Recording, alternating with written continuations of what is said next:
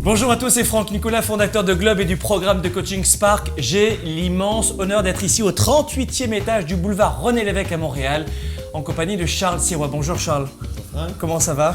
Ça va très bien, il fait beau. C'est vrai qu'on est chanceux.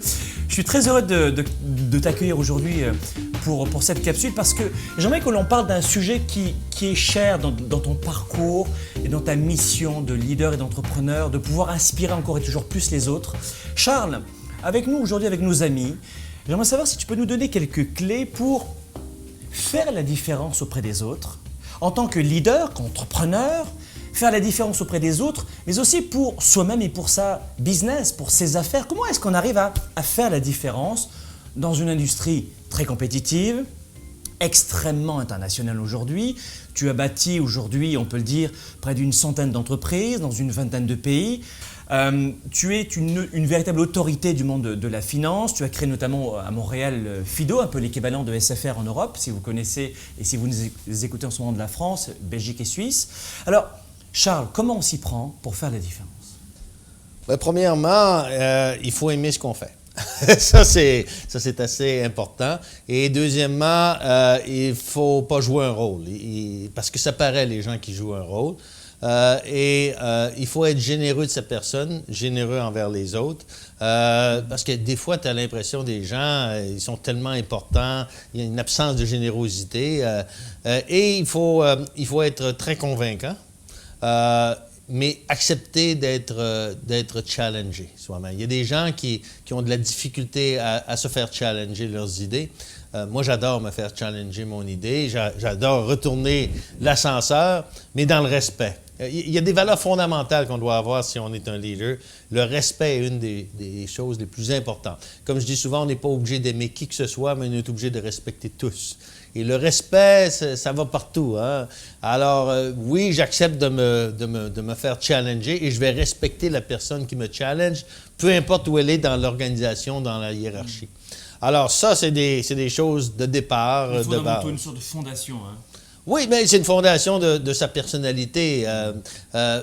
Pour rallier les gens autour de toi, je dis souvent, il faut les 3 F. Et ça, c'est important. Les 3 Franck? Non, pas Franck. Non, alors il faut premier F, la foi. Il faut que les gens autour de toi croient au projet.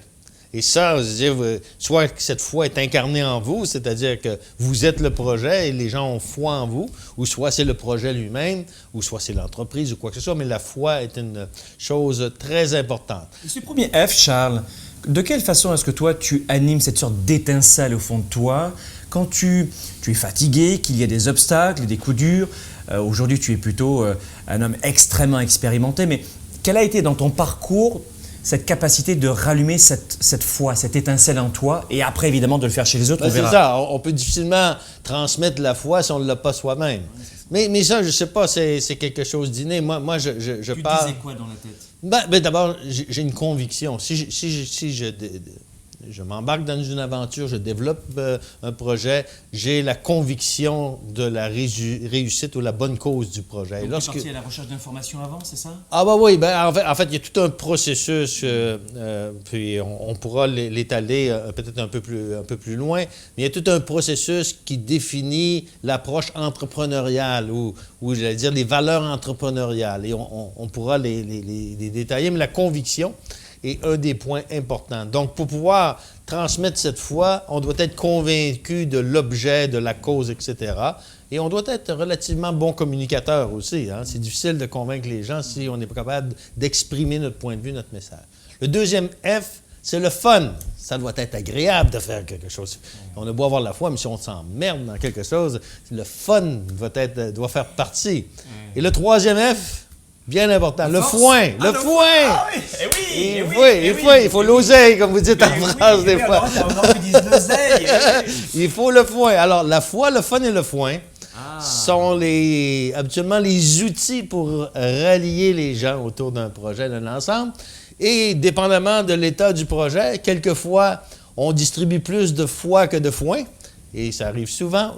Ou de foi et de fun que de foin. Mais éventuellement, il faut que la foi d'avoir du foin soit là. Donc, comment inspirer les autres? Comment rallier les autres? Comment avoir cette capacité de rester motivé soi-même, mais aussi de créer cette foi dans une équipe, les 3 F. Oui, le foi, le fun et le foin. Et le foin. Très important. Le foin, comment tu l'as géré dans ta carrière avec tes équipes? Parce qu'évidemment, ton métier, on l'avait vu ensemble. Et puis, sachez que François-Charles Sirois fera partie de Spark, mais aussi Charles seront dans Spark tous les deux. Et on verra dans détail, évidemment, dans un coaching avec toi, de quelle façon on peut s'y prendre. Mais Charles, comment tu gères le foin? Comment ça gérer le foin? Sujet tabou, c'est-à-dire que le foin, les gens demandent de plus en plus. Non, mais... Comment D'abord, dans ma vie à moi, le foin, l'argent, c'est un outil de travail. Parce que tu ne peux pas manger 20 filets mignons par jour. Oui, une fois qu'on a mis une chemise, on en met Ben, c'est ça. Ben, il y en a qui en veulent 5. Dans mon cas, moi, j'en ai mis une. Ou bon. Après avoir comblé ses besoins personnels, assurer sa propre sécurité, celle de sa famille, un certain confort, même du luxe à un certain point de vue, mais ça limite. Tout le reste, qu'est-ce qu'on fait avec? C'est un outil de travail. C'est les pinceaux et la toile de l'artiste. Ben, pour un entrepreneur, le capital, l'argent, c'est son outil de travail. Alors pour moi, c'est un outil de travail. Alors c'est comme ça que je gère la partie argent de ma vie. Et le fun, à quel moment tu prends du fun et à quel moment tu n'en prends plus? Qu'est-ce qui détermine ton plaisir ou pas? Veut dire, le plaisir de la réalisation est un plaisir gratifiant, dans mon cas, énorme. Le plaisir de prendre une idée sur un bout de papier, de transformer cette idée-là en emploi, en bien et en service, il n'y a rien de plus gratifiant. Je l'ai fait tellement de fois dans ma vie, avoir un bout de papier en avant de moi, et 2 ans plus tard, il y a 200 personnes dans une usine, il y a un produit qui sort, et il n'y a rien de plus gratifiant. Pour moi, le métier d'entrepreneur ressemble beaucoup à celui d'un artiste.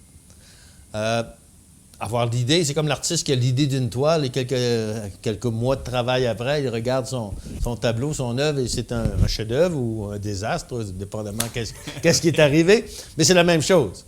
Toute entreprise débute à partir d'une idée, d'une feuille de papier que l'on développe. Et c'est ça, c'est ce que je dis souvent, je fais le plus beau métier du monde. À tous les jours, les choses sont différentes. À tous les jours, il y a des défis différents, il y a des choses différentes. Pour moi, le métier d'entrepreneur, et bon, on va revenir peut-être à ce que je voulais dire un peu plus tôt, repose sur un processus à 5 dimensions. Et elles sont par ordre. La première dimension, c'est un rejet du statu quo. Si on ne rejette pas le statu quo, on ne peut pas être un entrepreneur. J'ai toujours dit que celui ou celle qui a inventé la laveuse à vaisselle est probablement quelqu'un qui rejetait de laver la vaisselle à la main. Et qui un jour a dit, il me semble qu'il devrait avoir un meilleur moyen de faire la chose. Donc, tout service, toute idée, c'est un rejet du statu quo. Il me semble qu'il devrait avoir une façon différente que qu'est-ce qui se passe à l'heure actuelle. Si quelqu'un n'est pas capable de rejeter le statu quo, il ne peut pas être un entrepreneur. Alors, première étape. Profondément déraisonnable, en fait. Hein. Ben, pas toujours. Je veux dire, le statu quo peut être quelque chose dans ta propre entreprise. Quelquefois, les entrepreneurs créent une entreprise, mais ils ne rejettent jamais qu'est-ce qu'ils ont créé. Oh, ça va bien, pourquoi changer? Non. On rejette continuellement le statu quo. Des fois, c'est quelques changements, quelquefois, c'est majeur, mais il y a un rejet du statu quo. Mais aussi bien que pour un employé qui est intrapreneur dans son entreprise. C'est la même chose. Rejeter le pour statu moi, quo. l'entrepreneurship, ça s'applique même non seulement au monde des affaires, c'est un style de vie. Un style. Alors, il peut y avoir des scientifiques. Un scientifique, en partant, est un entrepreneur parce qu'il rejette le statu quo. Bien sûr. Il le rejette en disant ce qui a été dit, il me semble que je rejette ça.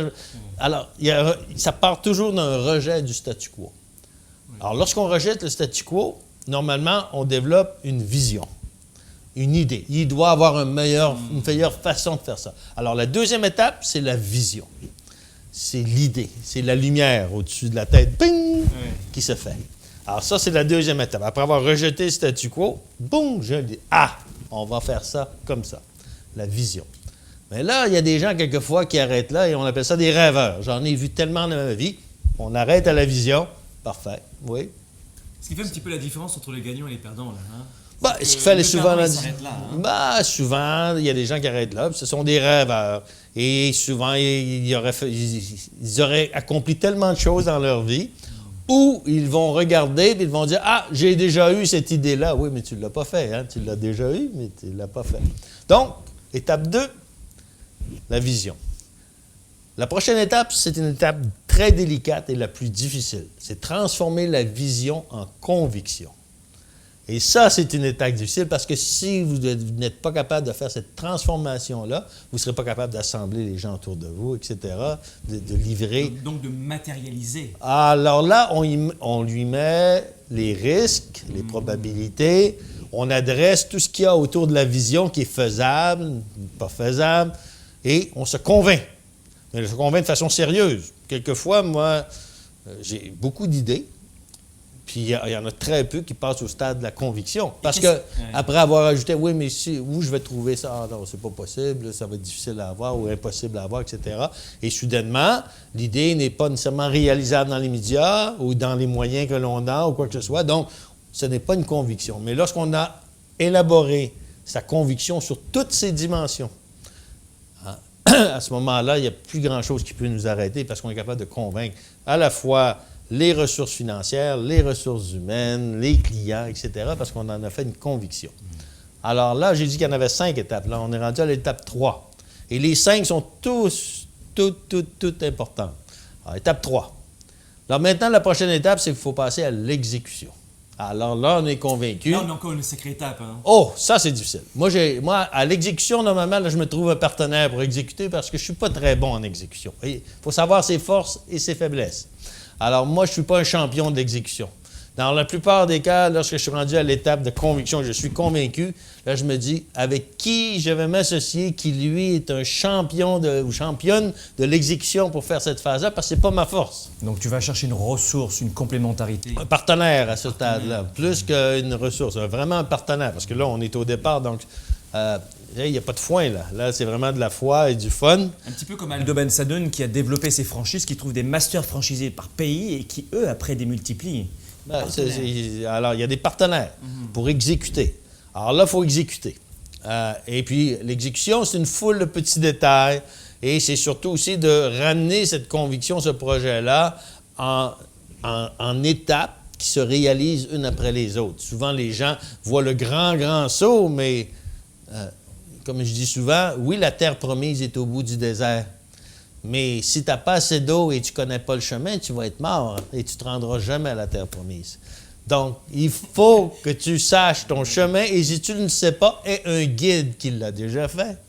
Et assure-toi d'avoir beaucoup d'eau dans ta gourde pour faire le passage. Et oui, lorsque tu seras rendu à la terre promise, tu auras réussi. Ah oui. Mais si tu ne te rends pas, tu ne peux pas retourner et tu ne peux pas te rendre. Donc, tu meurs. Donc, c'est très important l'exécution. Et la dernière phase. Cinquième. La persévérance. Ah oui. La persévérance. Parce que ça ne fonctionne jamais comme on l'a prévu. Et dans la plupart des cas, c'est pire. Et c'est un homme qui a créé une centaine d'entreprises qui vous parle, hein, dans une vingtaine de pays. Quels sont les pays les plus improbables où tu as créé une entreprise la plus rocambolesque? Ça serait quel pays le plus... Parce que tu vas me dire, bon, États-Unis, Canada... La Chine. Alors, j'ai été le premier étranger, 1994, à faire une transaction avec une compagnie d'État du gouvernement chinois pour construire un réseau GSM dans la province de Hunan. Alors, on est en 1994. Premier étranger en Chine, province de Hunan. C'était le premier? Oui, premier étranger en Chine. Après ça, ils ont signé d'autres accords, mais j'étais le premier. Alors ça, c'était assez Là, il a improbable. fallu appliquer la cinquième, hein? Oh, mais plus que ça, lorsqu'on allait à Changsha, la capitale de Hunan, les enfants venaient me toucher parce qu'ils n'avaient jamais vu un caucasien. Alors, ils voulaient savoir si j'étais vraiment physique. Oui. Ils n'avaient jamais vu vraiment d'homme blanc. Alors, ils voulaient voir si j'étais réel. T'avais quel âge à l'époque? 94, j'avais 40 ans. 40 ans. Alors... Donc, c'est là où tu as appliqué, en tout cas, toutes les clés. Oui, mais c'est des clés très importantes et le succès dépend vraiment de la maîtrise de ces clés-là. Et elles sont fondamentales à la réussite en entreprise. Donc, comment faire la différence pour vous-même dans votre affaire? Comment augmenter votre valeur? Comment augmenter votre branding, votre nom, votre image de marque? Comment faire la différence auprès des autres? Comment attirer les bonnes personnes, les bonnes ressources dans vos équipes?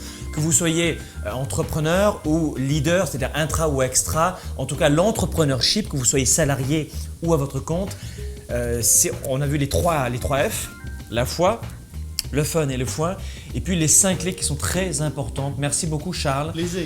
C'était un vrai bonheur, quelle énergie. Quand je vous parle d'énergie dans ce parc, dans lequel on retrouvera, je vous le disais, évidemment Charles et puis son fils François Charles, qui est une graine de champion aussi, et qui a fait ses preuves maintenant depuis bien longtemps, eh bien vous verrez qu'on parlera d'étincelles, on parlera d'énergie. Vous voyez, il y en avait de l'énergie, beaucoup. Merci encore Charles, merci 1000 fois. Plaisir. Merci, soyez des leaders actifs, déraisonnables et inspirants pour un monde meilleur. À très bientôt, au revoir.